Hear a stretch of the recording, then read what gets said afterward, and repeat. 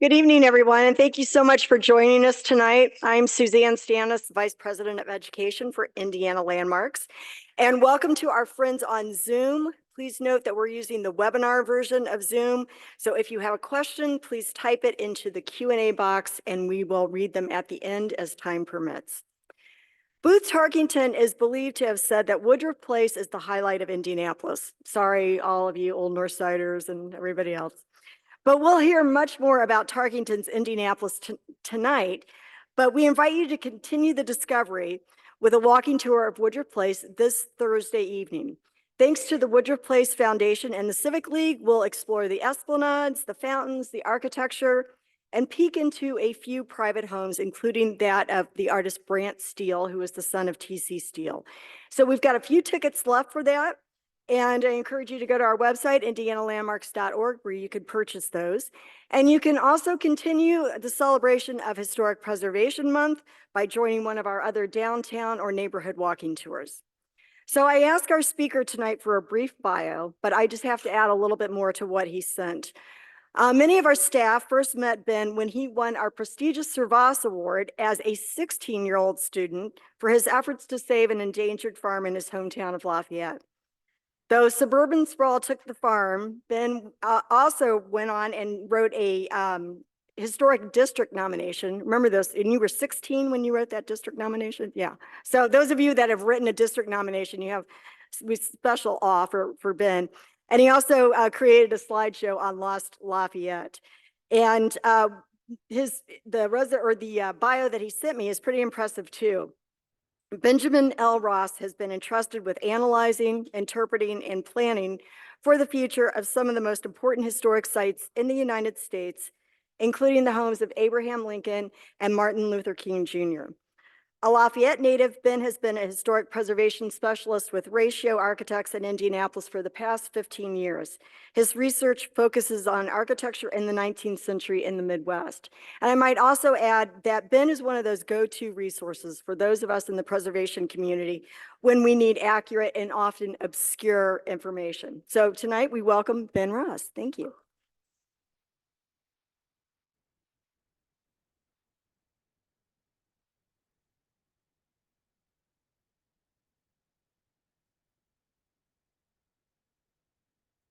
All right, does the sound good for everyone? Thank you. At the dawn of the 20th century, Indianapolis was a city in transition.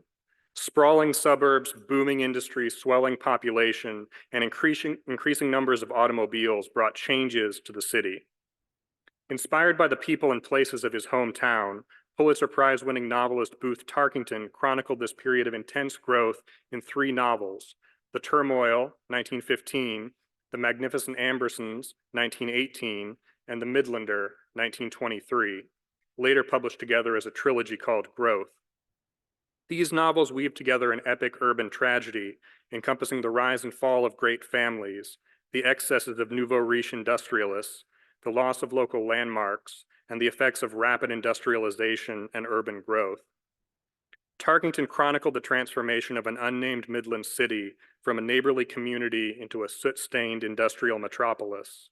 He offered a critical perspective on 20th century boosters and their scramble for wealth, speed, and bigness, acknowledging the corruption, pollution, and social alienation that came with the new materialism.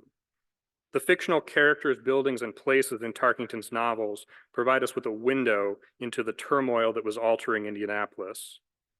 This evening, we'll be taking a bit of a whirlwind tour to see some sights in a fast-changing city. In some ways, the city will be familiar. In others, it may be unrecognizable. A brief biography of Booth Tarkington will help to set the scene. Newton Booth Tarkington was born in 1869 in an Indianapolis that was then home to 48,000 people. Laid out in 1821, the city became the state capital in 1825, and its population had more than doubled each decade since 1840. Tarkington's parents, Elizabeth Booth and John Stevenson Tarkington, married in 1857. During Tarkington's early childhood, the family lived in the fashionable residential area near University Park. The neighborhood's houses were almost exclusively of brick and stood on narrow urban lots, their small front yards trimmed by fences along the sidewalks. Tarkington would later describe houses such as these. The houses were most of them substantial and ample, but not of imposing spaciousness. 3 or 4 of them had felt the 1870s so deeply as to adopt the mansard roof in company with 1 or 2 parasite turrets, but in the main the houses were without pretentiousness. Among them it was curious and pleasant to see lingering 2 or 3 white, low-gabled cottages of a single story, relics of the time when the city was a village, and this region was the outlying fringe. The Tarkingtons suffered major losses during the financial panic of 1873 when Booth was 4. They had to give up their mansard-roofed Meridian Street house and move to a modest wood frame house on New York Street. The Tarkingtons' fortunes recovered somewhat by 1878 when they built a new house at the northwest corner of 11th and Pennsylvania Streets. Known to us as the Old North Side, this neighborhood was rapidly being built up and was defined by large lots and heavy plantings of trees. The Tarkington house was designed by a 24-year-old architect named Charles A. Wallingford, who had recently opened his own office after working for Joseph Curzon and Edwin May. In 1882, the Indianapolis News cited Wallingford's designs, including the Tarkington house, as examples of artistic improvements to the city. Indianapolis would continue to grow during Tarkington's childhood and early adulthood. Population increases by decade reached as high as 60% and would not drop below 30% until after 1920. Between 1870 and 1890, its population more than doubled again to 105,000. Tarkington attended Indianapolis High School and spent the years 1887 to 1893 studying at Phillips Exeter Academy and Purdue and Princeton universities before returning home to pursue his career as an author. His first success as a novelist came at age 30 in 1899 with The Gentleman from Indiana. Tarkington's years as a best-selling author would come during a period when many of the leading American authors were from Indiana. Lew Wallace, James Whitcomb Riley, Edward Eggleston, Gene Stratton Porter, George Barr McCutcheon, Maurice Thompson, Charles Major, and Theodore Dreiser were among the celebrated American writers of this period. Between 1900 and 1940, Indiana was a close second to New York, which had 4 times the population, in national bestsellers. No other state came close. In 1905, Tarkington's Purdue classmate John T. McCutcheon, then employed by the Chicago Tribune, poked fun at the outsider view of Indiana as a state full of writers with this cartoon captioned, "A recent dispatch says publishers are eagerly looking for the great American novel. The dispatch is said to have excited much interest in Indiana." In 1902, Tarkington married Louisa Fletcher, a poet and member of one of Indianapolis's elite families. Her grandfather, Stoughton Alphonso Fletcher Sr., came to Indianapolis in 1831. Stoughton became a prominent merchant and banker, often in partnership with his brother Calvin. While the characters in Tarkington's novels were fictional composites, the Fletchers provide a clear precedent for the old money families. The couple's wedding was held in the East Library of the Fletcher homestead. Built by Louisa's grandfather, the house occupied a full quarter block at the northwest corner of Ohio and New Jersey streets. Like many of the homesteads of old families in Tarkington's novels, it was an oasis on the edge of the expanding business district. Lion statues flanked the front steps, and the house was surrounded by manicured gardens and mature trees. Echoes of it can be heard in Tarkington's description of the Savage homestead in the Midlander. Mrs. Savage's house was built of brick and was painted gray, with 2 noble old walnut trees in front, one on each side of the brick walk that led from the gate to the small veranda. Here she had lived during little less than half a century. That is to say, ever since her house had been called the finest residence in the city when her husband built it in the decade before the Civil War. After their honeymoon, Booth and Louisa lived with his parents in the Tarkington house at 1100 North Pennsylvania. The couple had a daughter, Laurel, who suffered from significant health problems. Tarkington took to heavy drinking amid the stress of her condition. Louisa divorced him in 1911. He became sober in 1912 and married Susanna Kiefer Robinson.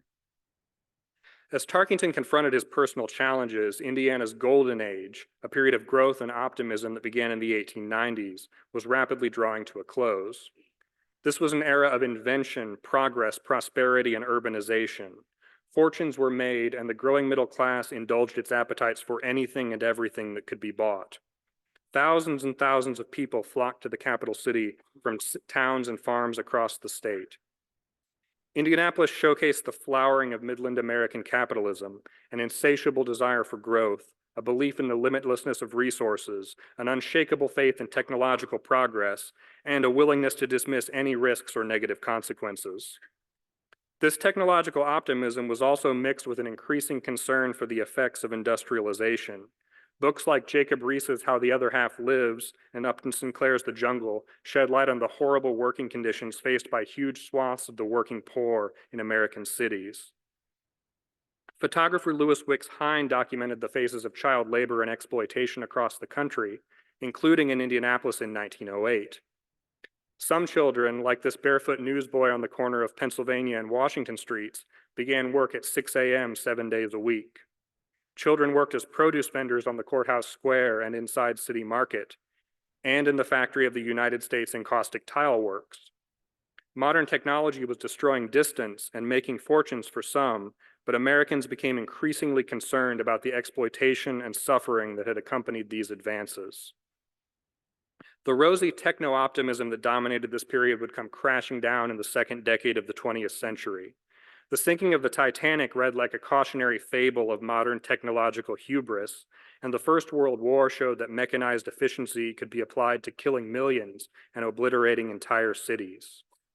Many Americans emerged from the Great War disillusioned and cynical, seeking escape through fast cars, jazz, bootleg liquor, and the reactionary politics of bigotry and terrorism showcased by the Second Ku Klux Klan. These forces were all around as Indianapolis sped into the 1920s as an industrial metropolis of more than 300,000 people. Tarkington noted these changes as the society of his youth crumbled and was replaced by a culture that worshiped materialism, bigness, and speed. He worried about the people whose lives were shortened by the heavy air pollution, the people run down by automobiles, and the increasing alienation of modern life. The neighborly town of his youth had given way to a sprawling city filled with anonymous strangers rushing past each other through the smoke and traffic. Tarkington realized that these conditions could provide the subject for powerful contemporary fiction. He could engage the public's nostalgia for the way life had been a generation ago and the relatable stories of change to help them think critically about what they were doing to their fellow citizens and their cities. Tarkington began grappling with these contemporary topics and met with critical and commercial success. Between 1914 and 1928, 7 of his novels would be among the top 10 bestsellers of the year. The Turmoil, his first novel centered on these issues, was the best-selling American novel of 1915. The Magnificent Ambersons was awarded the 1919 Pulitzer Prize for Fiction. In 1922, the New York Times ranked him as one of the 12 greatest living American men. Tarkington continued to suffer personal troubles amid his professional success. His daughter Laurel developed schizophrenia. Her father refused to have her committed to an asylum and employed a private nurse to care for her at home. In January 1923, as he was finishing the Midlander, Tarkington bought a large suburban house at 4270 North Meridian Street, leaving the house his family had occupied for more than 40 years. A few weeks after the move, his father died. 3 months later, Laurel died of pneumonia at age 17. Tarkington's life was calmer after 1923, and he would continue to write for the rest of his life. In 1941, upon the release of his groundbreaking debut film Citizen Kane, Orson Welles began an adaptation of The Magnificent Ambersons. In production at the time of the attack on Pearl Harbor, the studio considered the director's cut to be too dark for a box office hit. Without Welles's involvement, the studio cut and destroyed a third of the footage, including most sequences dealing with the changing city. The version that was released in 1942 is still regarded as a masterpiece, but the lost director's cut remains a holy grail of cinema. At the time of his death in 1946, Tarkington remained one of the best-known American authors, but his legacy was out of step with post-World War II America. His critical perspective on the rise of the automobile and suburban sprawl seemed at best silly in an era when the American dream was shifting. The old dream of a land of opportunity where anyone could make it through hard work was giving way to a narrower vision centered on the ownership of a new car and a new house in the suburbs. Tarkington's focus on air pollution and its effects on people's lives also failed to register. It would be another 16 years before Rachel Carson's bestseller Silent Spring would help to awaken Americans' environmental consciousness. Tarkington was largely remembered as an author of humorous novels about adolescence and lumped in with James Whitcomb Riley as a sentimental writer popular in the days of the Model T. In recent decades, Tarkington has been occasionally remembered in the company of other Midwesterners like Edgar Lee Masters, Sherwood Anderson, and Sinclair Lewis, who wrote about small towns and Midland capitalism, but he has otherwise been largely forgotten. This is unfortunate because Tarkington's works offer a valuable source for understanding Midwestern cities in general and Indianapolis in particular. Although the unnamed Midland city of the Growth novels is a fictional place, Tarkington drew inspiration from the city he knew best. Contemporaries saw hints of Indianapolis, but it was not the case of a few name changes to protect the innocent. Tarkington created a fictional world, but one true enough to reality that it resonated with a wide swath of the reading public. He captured the mood of the late 19th century and chronicled the experience of rapid urban change familiar to his contemporaries. For this reason, these novels give us a window into a changing Indianapolis. Our tour begins with the Amberson edition, primary setting of the Magnificent Ambersons. It was modeled in part on the Indianapolis suburb of Woodruff Place, laid out in 1872. The story begins after Major Amberson makes a fortune in 1873. Tarkington tells us, Major Amberson bought 200 acres at the end of National Avenue, and through this tract he built broad streets and cross streets, paved them with cedar block and curbed them with stone. He set up fountains here and there where the streets intersected, and at symmetrical intervals he placed cast iron statues painted white. Most of the old forest trees have been left to flourish still, and at some distance or by moonlight the place was in truth beautiful. But the ardent citizen, loving to see his city grow, wanted neither distance nor moonlight.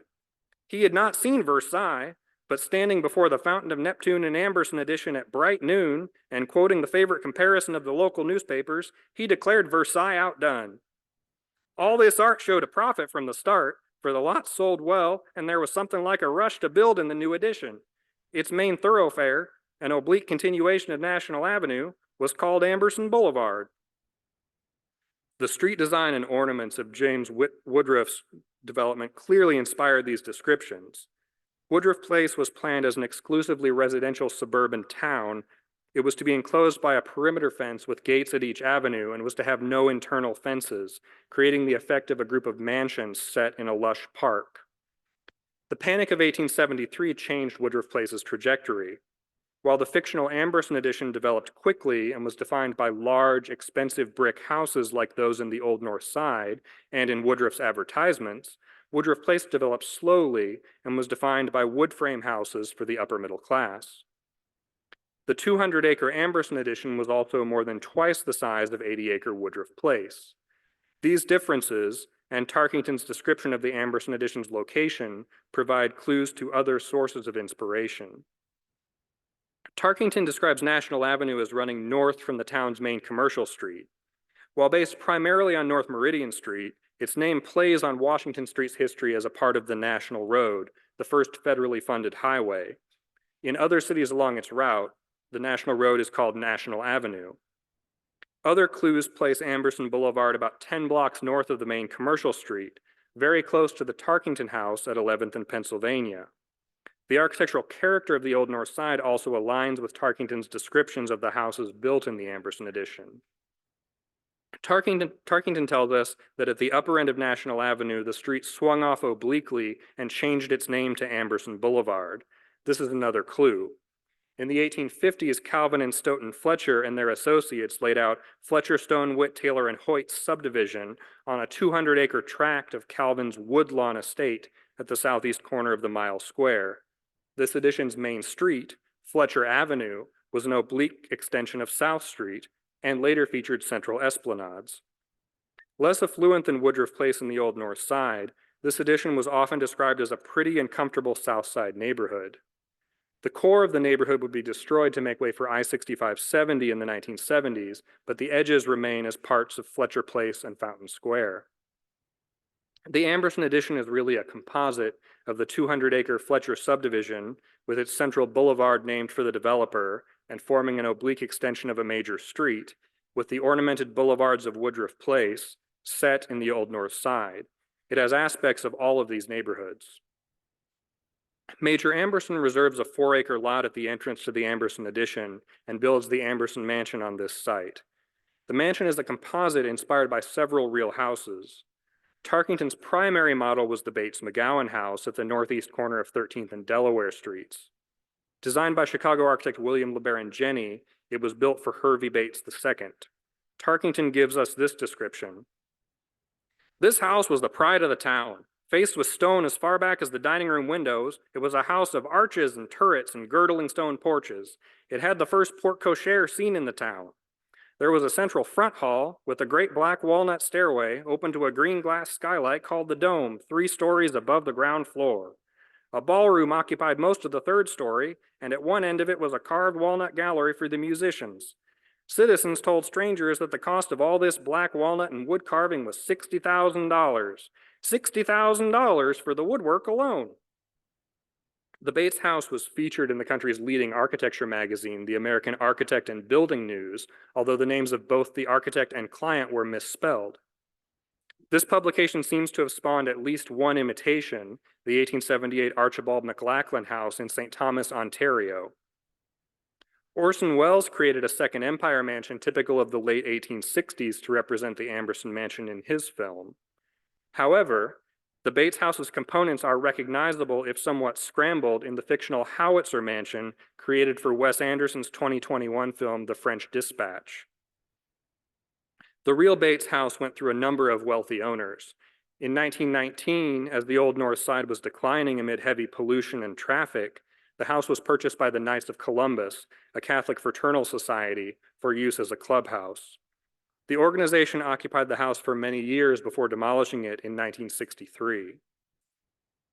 The Bates House was of brick with stone trim, but Tarkington tells us that the Amberson Mansion was faced with stone as far back as the dining room windows. This alludes to 2 other local landmarks, seen here on the 1887 Sanborn map. Pink represents brick, blue represents stone, and yellow represents wood. Both houses were faced with stone on the street fronts, but the other sides were of brick. The Hasselman House at the southwest corner of Meridian and Vermont Streets was designed by Francis Costigan and completed in 1865. It stood for decades as a landmark of the residential district around University Park. The house survived soot-stained but unaltered as the surrounding neighborhood gradually was absorbed by this expanding business district. It was demolished in 1921 to make way for the 7-story Indianapolis Athletic Club. The house at the northwest corner of 13th and Meridian was designed by D.A. Bolin and built for Elijah B. Martindale in the 1860s. Tarkington's father and Martindale were law partners during Booth's early childhood. In 1880, Martindale sold the house to saw manufacturer Elias C. Atkins for $76,000, and the Atkins family occupied the house for 40 years. It embodied so many of the qualities of the Amberson Mansion in character, location, and fame that it must have been on Tarkington's mind as he created the fictional house. In 1920, the next generation of the Atkins family leased a large flat in a 9-story apartment building across Meridian and sold the old homestead to a realty company. Here are some interior photographs taken shortly before the family moved out. 2 years later, the realty company demolished the house to make way for an automobile sales and service building. Tarkington's novels are full of stories like this. While none of the houses in Woodruff Place fit Tarkington's description of the Amberson Mansion, 2 may have contributed to the fictional house. One was the house built for developer James Woodruff in 1872. Like the Bates House, it was designed by Chicago architect William LeBaron Jenney. Unlike the Amberson Mansion, Woodruff suffered significant financial reverses and had to sell it after 5 years, but it remained a landmark of the neighborhood until its demolition in 1936. Tarkington may also have been thinking of Clifford Place, the estate of Louisa's father's cousin, Stoughton Alonzo Fletcher, which occupied several acres on 10th Street directly opposite the north gates of Woodruff Place. Long known as Dr. Stern's Norway Sanitarium, it survived until 1958, when it was demolished to make way for a Kroger supermarket parking lot. The Amberson addition stands apart from the older neighborhoods of the city, but the growth changes both. Changes to the city's central neighborhoods between the 1890s and 1920s play an important role in all of these novels. Housing was in high demand in growing Indiana cities of this period, and rental houses and apartment buildings were regarded as a sure investment. Tarkington mentions the owners of large lots subdividing their side yards or selling off lots or building rental houses and apartment buildings. At the turn of the 20th century, Major Amberson's grandson is startled to see the side yard of the Amberson mansion torn up for the construction of 5 new houses, each within a few feet of its neighbor. The grandson is indignant, while the major's son says he'd advise the old man to build an apartment building instead of the houses, telling his nephew, "Father wouldn't listen to me, but he'll wish he had someday. He says that people aren't going to live in miserable little flats when they can get a whole house with some grass in front and plenty of backyard behind. He sticks it out that apartment houses will never do in a town of this type. And when I pointed out to him that a dozen or so of them already are doing, he claimed it was just the novelty and that they'd all be empty as soon as people got used to them. So he's putting up these houses." Within a few years, the houses are shabby and soot-stained. Tarkington tells us, "The 5 new houses built so closely where had been the fine lawn of the Amberson mansion did not look new. When they were a year old, they looked as old as they would ever look, and 2 of them were vacant, having never even been rented, for the major's mistake about apartment houses had been a disastrous one." The major's son reflects, "Father guessed wrong at just the wrong time. Housekeeping in a house is harder than in an apartment, where the smoke and dirt are as thick as they are in the addition. Women can't stand it. People were crazy for apartments. It's too bad he couldn't have seen it in time." Modern apartment buildings began to be built in Indianapolis in the 1880s. Here we see the Oakland Flats built at the southeast corner of Delaware and Michigan Streets in 1889. The 1898 Sanborn map shows us that this block was typical of downtown neighborhoods in this period, with a range of housing types for residents at a variety of income levels. The block has detached houses, doubles, row houses, and apartment buildings. Several lots have been subdivided, and houses have been built fronting the alleys, a change Tarkington mentions. Roberts Park Methodist Church stands out for its spacious grounds and deep setbacks amid this urban neighborhood. The church also retains a living connection to Tarkington's Indianapolis. In the south side yard along Vermont Street stands a bur oak that is probably the oldest tree in the mile square. It appears to have sprouted from an acorn sometime in the 1880s and is almost certainly the oldest living downtown resident. If we jump a block to the northeast, we will see the type of changes that Tarkington chronicled in these novels. Around 1889, James Tomlinson subdivided the lot at the northeast corner of Alabama and Michigan, erecting 3 buildings with a total of 5 rental units. At the other end of the block, the southeast corner of Alabama and North, stood a frame house that was owned by Benjamin Harrison from 1859 until 1875, when he built a larger house in the old north side. The property was purchased by Julius Matsky in 1901. Matsky extensively remodeled the old Harrison house and moved into it. He also purchased the lot across the alley, renting out an older house facing New Jersey Street and building the 12-apartment Arlington Flats on the back of the lot fronting North Street. The Arlington Flats were designed by our old friend C.A. Wallingford, who now specialized in the design of apartment buildings. In 1904, Matsky demolished his own house and built a pair of matching flat buildings, the Clarina and the Marina, also designed by Wallingford. In 1907, he tore down the old house on the other corner and built the new Arlington, completing a block-long stretch of flat buildings. In 6 years, 2 houses had given way to 48 apartments on the same 2 lots. Apartments were not the only changes to this block. If we jump to the corner of Michigan and New Jersey Streets, we would find an 1860s Italianate house with generous lawns. In 1908, an organization called the Ancient Arabic Order of the Nobles of the Mystic Shrine, an appendant body to Freemasonry now called the Shriners, built a lavish theater and meeting hall building called the Murat Temple on this lot. This was not the end of the old house. Instead of demolishing it, the Shriners simply turned it 90 degrees and moved it to the north part of the lot, where it survived as a rental property until 1922, when it was demolished to make way for an expansion of the Murat Temple containing the now famous Egyptian room. If we take a step back and look at Sanborn maps of this block in 1887 and 1915, we can see indications of these changes. The block has become much denser. Stables along the alleys have given way to rental houses and more apartment buildings. Some of the old houses remain, and new landmarks have taken the place of others. This story was repeated across the city. The northwest corner of Meridian and Vermont Streets was among the most desirable locations in the city in the mid-19th century. In 1845, Dr. George W. Mears built a large house on the corner lot. It featured a free-hung spiral staircase seen here in 1906. In 1893, the Mears heirs sold the property to Hoosier polymath Lew Wallace. Wallace was then receiving significant royalties from his novels Ben-Hur and The Prince of India and decided to invest in Indianapolis real estate development. He hired architect John G. Thurtle to design a 7-story apartment building for the Mears House side yard. Completed in 1895, the Blashern Flats was immediately one of the most fashionable addresses in the city. Before it was finished, Wallace reported that he had received more than 60 applications for the 25 apartments. Tarkington was likely thinking of the Mears house when he wrote of an old house on the fringe of the expanding business district, telling us, "It had for next door neighbor the first apartment house to be built in the city. It was just finished, rose 7 stories above its little neighbor, and was significantly narrow. The ground here had already become costly."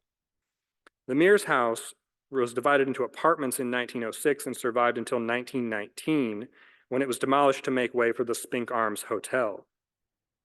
While there are countless stories like these, perhaps the most dramatic was Ferdinand Winter's 1914 announcement that he would demolish his house at 1321 North Meridian Street to build a 9-story apartment building on the site.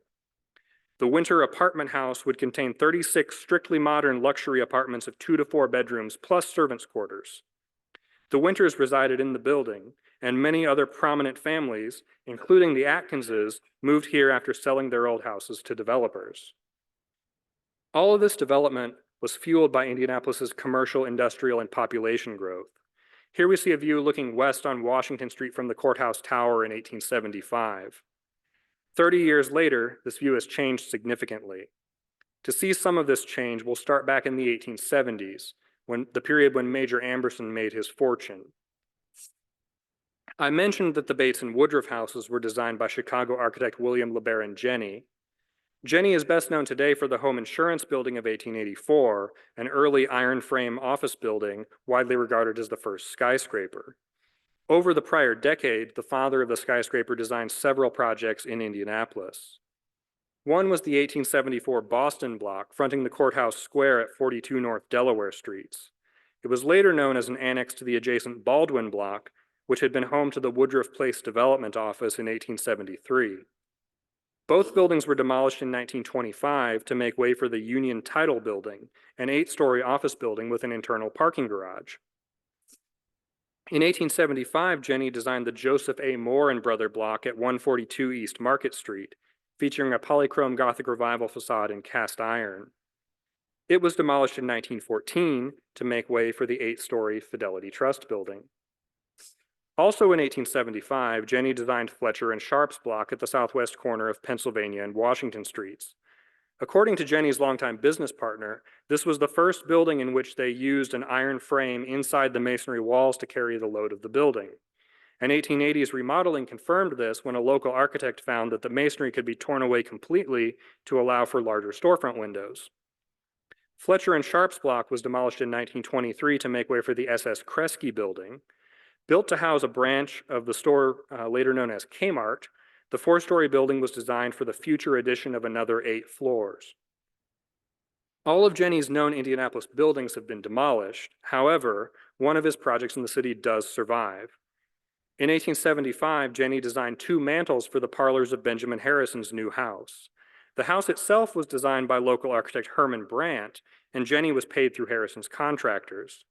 His authorship of the mantels was only discovered in 2019, and they do not appear to have been previously documented among his body of work. Jenney's Indianapolis projects reflected the booming growth of the 1870s. Despite the ups and downs of the roller coaster economy of the period, Indianapolis continued to grow outward and upward. This is the context in which the fictional Major Amberson builds the Amberson Block, the Amberson Hotel, and the Amberson Opera House. Like the Amberson Mansion, these are composites of several real buildings. The Amberson Block stands on the corner of National Avenue and First Street, a reference to the intersection of Meridian and Washington Streets. Tarkington describes the Amberson Block as an old-fashioned 4-story brick warren of lawyers' offices, insurance and real estate offices with a dry goods store occupying the ground floor. He tells us that the Cohn family, businessmen of the new era who had grown a small shop into a great department store, tore down the old Amberson Block. This combines the elements of the stories of 2 real buildings at the real intersection. Jan's block on the northeast corner was completed in 1861 and was a landmark for more than 50 years. In 1913, the Jan heirs granted a 99-year lease of the property to Henry Kahn, president of the Kahn Tailoring Company. The old building soon gave way to the 10-story Kahn building, a model of modern office design clad in gleaming white terracotta. The name Cohn in the novels combines the spelling of Jan and Kahn, a clue that some Indianapolis readers might have noticed. The Hubbard block, diagonally across the intersection, was built in 1874 and more closely aligns with the period of Major Ambersons' fortune. In 1905, L.S. Ayres and Company demolished the Hubbard block to make way for a large new department store, which would continue to grow over the following decades. Major Amberson also builds the Amberson Hotel with an opera house next door. The clearest inspiration was English's Opera House and the Hotel English, which stood on the northwest quadrant of Monument Circle. William H. English built his opera house first in 1880, adjacent to his residence. In 1883, English purchased the former building of Plymouth Congregational Church. He extended the Opera House building across the church's side yard, opened the hotel on its upper floors, and converted the church into the hotel restaurant. In 1897, English's son purchased the rest of the quadrant, demolished the English homestead, and extended the hotel all the way to Market Street. The hotel would remain an iconic building of the city until its demolition in 1948. Another adjacent hotel and opera house could be found at the southeast corner of Pennsylvania and Ohio Streets. The new Denison Hotel opened in 1880. Expanded after an 1895 fire, it survived until 1933, when it was demolished to make way for a Denison parking garage. Just across the alley was the Grand Opera House, opened in 1875. The business block front of the Grand was demolished in 1910 to make way for the 15-story Lemke Annex, but the auditorium survived and was incorporated into the new building. Another precedent was the Bates House Hotel. Owned by Hervey Bates I, it was completed in 1853 at the northwest corner of Washington and Illinois streets and was one of the most fashionable hotels in the city. Expanded and remodeled multiple times, it was demolished in 1901 to make way for the massive Claypool Hotel. At the other end of the block was Metropolitan Hall, an opera house completed in 1858. Later known as the Park Theater, it burned in 1897 and was replaced by a new building, which operated until 1935. Tarkington also tells us that the Amberson Hotel and Opera House were demolished in the 19-teens to make way for a new department store. This likely references the St. Charles block at the southwest corner of Illinois and Market Streets, built in 1875. Later known as the Windsor Hotel, it was demolished in 1910 to make way for the large new department store of the William H. Block Company. The fictional Amberson Hotel and Amberson Opera House were a composite picture of the stories of all of these buildings. Downtown Indianapolis had long seen pressure for taller buildings. In 1891, the Indianapolis News commented that the commercial club's planned 8-story office building on South Meridian was short-sighted and should be designed for the addition of at least 2 more floors. The 1890s saw a wave of vertical additions on top of older downtown buildings to keep up with demand. Perhaps the most famous was that on the Vance Block, a dramatic Flatiron building completed in 1876 at the corner of Washington Street and Virginia Avenue. In 1894, the Indiana Trust Company added 2 more floors. Additions on top of older buildings were so common in this period they could be the subject for a whole lecture. At the same time, more and more new buildings, like the Hotel Lincoln on the corner of Washington Street and Kentucky Avenue, were designed for future vertical growth.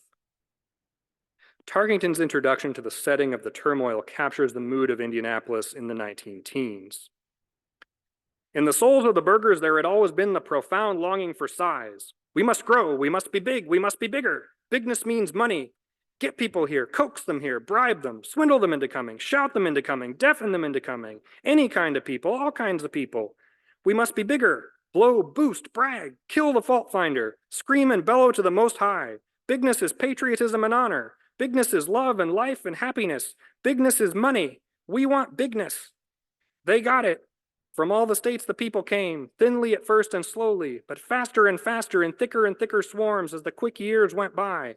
With bigness came the new machinery and the rush. The streets began to roar and rattle, the houses to tremble. The pavements were worn under the hurrying multitudes. The city piled itself high in the center, tower on tower for a nucleus, and spread itself out over the plain, mile after mile. The era of bigness had many icons, among them the flamboyant automobile dealer Carl G. Fisher. Fisher's brash marketing and boosting was characterized by outrageous publicity stunts to promote his projects like the Indianapolis Motor Speedway. Tarkington deals extensively with boosters in all three novels, telling us, they were hustlers, believing in hustling and in honesty because both paid. Some boosters were more reserved businessmen like Tarkington's ex-brother-in-law, Stoughton A. Fletcher II, president of the American Fletcher National Bank. In the Magnificent Ambersons, Tarkington summarizes the work of the boosters. As the town grew, it grew dirty with an incredible completeness. The idealists put up magnificent business buildings and boasted of them, but the buildings were begrimed before they were finished. They boasted of their libraries, of their monuments and statues, and poured soot on them. They boasted of their schools, but the schools were dirty, like the children within them. They drew patriotic, optimistic breaths of the flying powdered filth of the streets and took the foul and heavy smoke with gusto into the profundities of their lungs. They were happiest when the tearing down and building up were most riotous, and when the new factory districts were thundering into life. Prosperity meant good credit at the bank, black lungs, and housewives' purgatory. The women fought the dirt all they could, but if they let the air into their houses, they let in the dirt. It shortened their lives and kept them from the happiness of ever seeing anything white. The polluted air was a symbol of the corruption brought by unrestrained pursuit of profit without consideration for the effects on people. Smoke was the ever-present breath of the city's boosters. James Sheridan is a smoke-loving booster in the Turmoil. Tarkington tells us, the Sheridan building was the biggest skyscraper, the Sheridan Trust Company was the biggest of its kind, and Sheridan himself had been the biggest builder and breaker and truster and buster under the smoke. He was the city incarnate. He loved it, calling it God's country, as he called the smoke prosperity, breathing the dingy cloud with relish. The smoke was one of his great enthusiasms.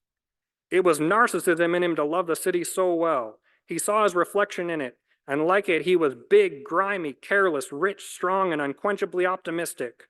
From the deepest of his inside all the way out, he believed it was the finest city in the world. Sheridan's palatial estate, far out beyond the bungalow suburbs, appears to have been based on Stoughton Fletcher II's Laurel Hall, then under construction. Tarkington tells us, an architect who loved the milder Gothic motives had built what he liked. It was to be seen at once he'd been left unhampered. At the same time, a landscape designer had played so good a second, with ready-made accessories of screen, approach, and vista, that whatever new look of newness remained upon the place was to its advantage, as showing at least one thing yet clean under the grimy sky.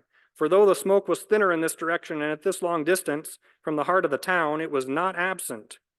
Altogether, the new house was a success. It was one of those architect's successes which leave the owners veiled in privacy. It revealed nothing of the people who lived in it, save that they were rich. Major Amberson's son George is friends with Eugene Morgan, an inventor who begins building horseless carriages when they're a joke and becomes a prosperous automobile manufacturer. One evening around 1910, George goes to dinner at Morgan's new house on a 4-acre estate 5 miles north of the Amberson addition. As the automobile turns into the driveway, George laughs and comments, I wonder if history is going on forever repeating itself. I wonder if this town's going on building things up and rolling over them. It looks like it. Here's the Amberson mansion again, only it's Georgian instead of Romanesque, but it's just the same Amberson mansion that my father built. It's all the same in the long run. Some readers thought this scene referenced the Frank Van Camp house at 28th and Meridian. Others thought of the Charles Fairbanks house 2 blocks north. Still others pictured the houses of the Speedway investors on Cold Spring Road. The scene alludes to a whole category of suburban estates of the period. These estates, built at great expense just beyond the smoke, provided a measure of escape from the turmoil of the growing city. The outward creep of commerce into the city's core neighborhoods features in all 3 novels. Tarkington's characters often see familiar old houses become increasingly dilapidated and soot-covered, converted into rooming houses or altered for commercial uses. Tarkington writes that during the 19-teens, the dignity of the dignified old things had begun to appear somewhat ridiculous, since they were smeared with the smoke fog and begirt with automobile warehouses and sales buildings and noisy garages and repair shops and every other kind of shop and office, yet here and there was the semblance, or at least the reminder, of a fine, ample, and mannerly old street that had once been the glory of its town. For example, let's look at the northwest corner of Meridian and New York streets. Here in 1889, we see the neighborhood that Tarkington remembered from his youth. Some of the houses date back to the 1840s, while some are relatively new. Tarkington tells us, "Those houses were of a big-walled solidity to withstand time, fire, and tornado, but they found another assailant not to be resisted by anything, the growth of the city. Until the growth came, they were indomitable and fit for the centuries." If we jump forward a quarter century to 1915, the old houses are still there, but the three in the middle have become office buildings. The corner house has an 1890s rental house in its backyard, and the house fronting New York Street at far left has been converted into a store. 4 more years, and the corner house has been demolished to make way for a gas station, and the house next door has become a combination auto service shop and billboard. By 1926, 2 of the houses have been replaced by the 11-story Chamber of Commerce building, which towers over the lone survivor. Back in 1889, if we turn to our left to look at the southwest corner of Meridian in New York, we would see the Meridian Street Methodist Episcopal Church. To the south of it were 2 large houses built in the early 1860s. By the time of this photograph in 1902, those houses had been converted to other uses. The imposing stone house at left was designed by Joseph Curzon and built for John H. Vian. By 1898, the once fashionable residential district had become increasingly commercial, and the Vian family sold the house to the New Telephone Company, which added a 3rd floor. In 1903, the company built a 1-story office addition over the front yard. By 1920, the Vian house had the soot-stained character Tarkington so often described. It was surrounded on all sides by taller buildings. You can just see it peeking out of the left edge of this photo. Turning slightly to our right, we can see how the Central Union Telephone Company building, which replaced the church in 1907, towered over those old houses we looked at a little while ago. The Indianapolis of Tarkington's youth had been a walking city, where the vast majority of people traveled on foot and by streetcar. Here we see the intersection of Washington and Illinois streets in 1906. Major streets had wide tree lawns, and an earlier generation had planted a thick canopy of street trees. By the 1920s, increasing automobile ownership created traffic congestion, and miles of tree lawn were sacrificed to make way for more and more cars. Tarkington wrote of the declining tree canopy, "Along these streets were skinny shade trees, and here and there a forest elm or walnut had been left, but these were dying. Some said it was the scale, some said it was the smoke, and some were sure it was the asphalt and improving the streets, but Bigness was in too big a hurry to bother much about trees. He had telegraph poles and telephone poles and electric light poles and trolley poles by the thousand to take their places, so he let the trees die and put up his poles." The Midlander, the last of the growth novels, contains a vivid description summarizing the changes of this period. "Cameras of the new age sometimes record upon strips of moving film the slow life of a plant from seed to the blossoming of its flower, and then there is thrown upon the screen a picture in which time is so quickened that the plant is seen in the very motions of its growth, twisting itself out of the ground and stretching and swelling to its maturity, all within a few minutes. So might a film record be made of the new growth bringing to full life a quiet and elderly Midland town, but the picture would be dumbfounding. Cyclone, earthquake, and miracle would seem to stalk hand in hand upon the screen. Thunder and avalanche should play in the orchestra pit. In such a picture, block after block of heavy old mansions would be seen to topple. Row on row of stout buildings would vanish almost simultaneously. Families would be shown in flight, carrying away their goods from houses about to crumble. Miles of tall trees would be uprooted.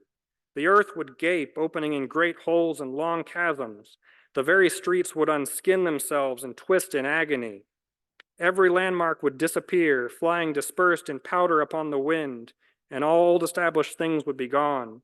Such a picture would be the truth, with time condensed." Tarkington writes of issues that can sound surprisingly contemporary 100 years later. He tells us, "The city was so big now that people disappeared into it unnoticed. People no longer knew their neighbors as a matter of course. One lived for years next door to strangers, and a friend would lose sight of a friend for a year and not know it." Though Tarkington highlights the dark and destructive aspects of these changes, he also provides a measure of hope for the future of his city. "The men who made the growth saw not the destruction, but only the city they were building. And they shouted their worship of that vision and were exultant in the uproar.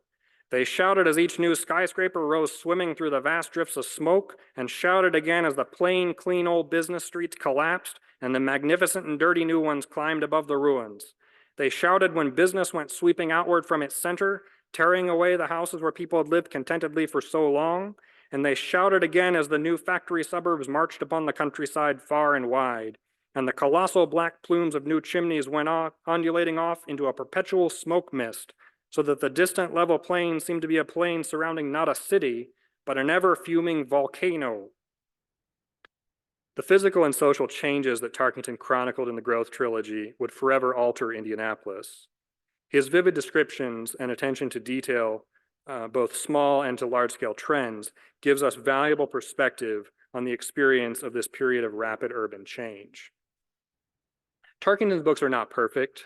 They reflect the attitudes that were widespread in American society 100 years ago, especially racism. And it's easy to simply dismiss the backwardness of people in the past and congratulate ourselves on our superiority. But we can also take this as a challenge to consider how future generations will judge us. We're bad at predicting the future, but these kinds of reflections can help us to think carefully about the world we are making and what we are leaving for future generations. Historic preservation is inherently future-focused.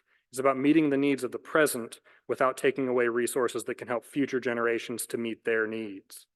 Grappling with the short-sightedness of past generations can help us to think more carefully about this responsibility. This has been only a small fragment of the story, and there are many more stories out there. Many of you may be hungry for more. You can read these books. You can listen to the Magnificent Ambersons on most public library apps and to all three on LibriVox.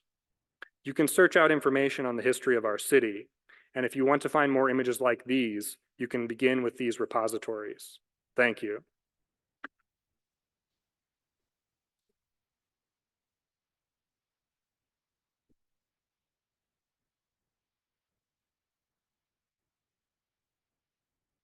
All right. Ben, we did have one question that came in through Zoom, and I'll ask that, and then we'll open it up to the audience. But the person said that he read once that when Booth became ill with typhoid fever around 1910, his father had the street outside their home covered with sand so that it wouldn't be so noisy and probably would have been a little bit cleaner so he could get more rest. Do you know anything about that story? I don't know that story, but I do know that the people often complained about the sound of horses' hooves on different types of pavement. And I believe Pennsylvania Street was brick at that point or asphalt. And people complained about that pavement being much louder than the Nicholson wood block pavement that was used on Delaware. So it's entirely possible. Do you have any audience questions?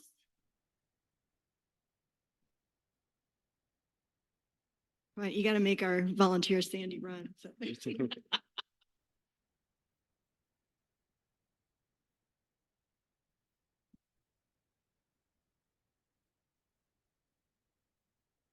Where was Dan Ollinger's development way outside of town?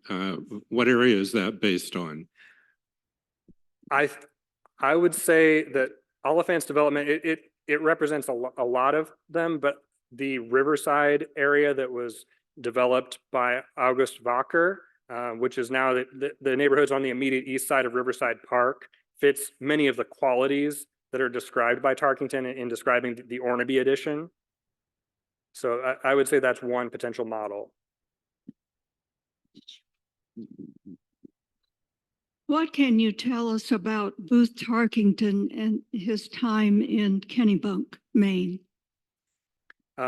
He was part of a summer colony of Midwesterners who summered in Kennebunkport, and he typically spent in his later life about half the year there, half the year here. But there were a lot of wealthy Midwesterners summered in New England. He wrote a humorous book called Mary's Neck in 1932 that's an account of a family from Illinois that summers in New England that I recommend to give some context on that.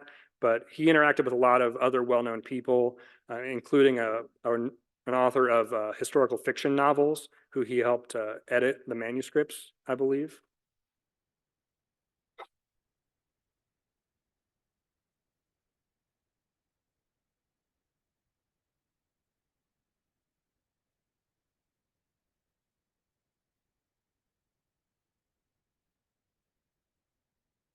Thanks, Ben. I just wanted to add a little context. I'm Doris Ann Sadler about the question from Kennebunk.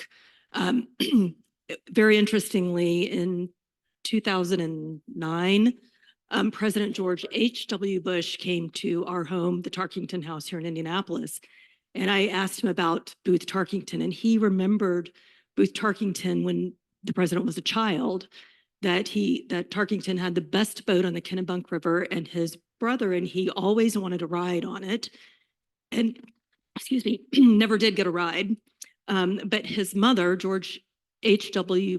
Bush's mother, Dorothy, was best friends with Booth Tarkington's longtime secretary, Betty Trotter. And so he remembers playing charades with Booth Tarkington, which is a fun connection to the city.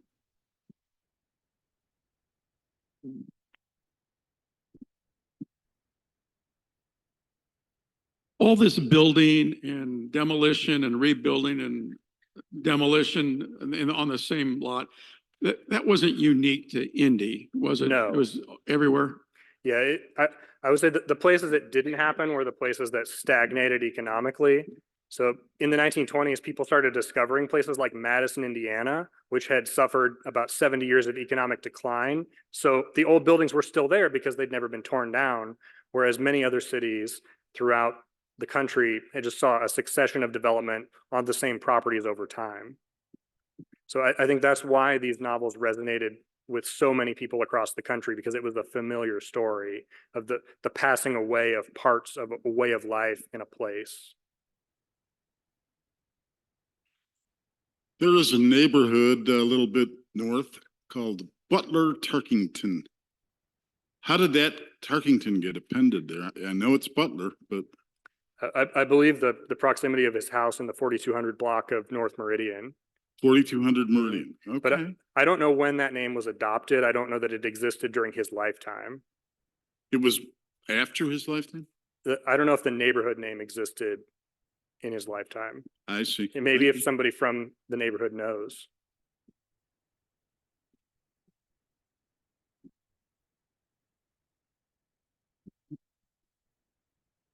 In 2009, which I think was the 150th anniversary of his birth, the Library of America published a volume of Tarkington novels, and they published all the great American authors, and so that was included in their collection, and it's available today.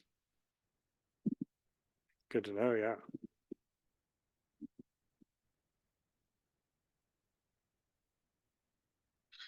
So he has a lot of judgment about new money and what it's doing to the city. Could you talk a little bit more about how he thought about old money families, including his own kind of class position? I'm very curious about how he thought about that and where he kind of fit in the socioeconomic structure of the city. I would say the Tarkingtons were well off, but they were not one of the top elite families, but they knew a lot of people in those circles. And the three novels of the Growth trilogy have characters in different groups. So the Turmoil is mainly about a family of a nouveau-riche industrialist and the relationship between his son and the daughter of an old money family that's lost all their money. The Magnificent Ambersons is about the most elite of the elite families. And then the Midlander is about an old money family and two sons who take different attitudes toward the new money and the growth. I think nothing is black and white with characters in this book. He's critical of everybody in different ways, but I think he definitely pokes a lot of fun at the boosters and the new money boosters and their sort of pursuit of bigness and money at all costs. But I think there are jabs in there for everyone in these books.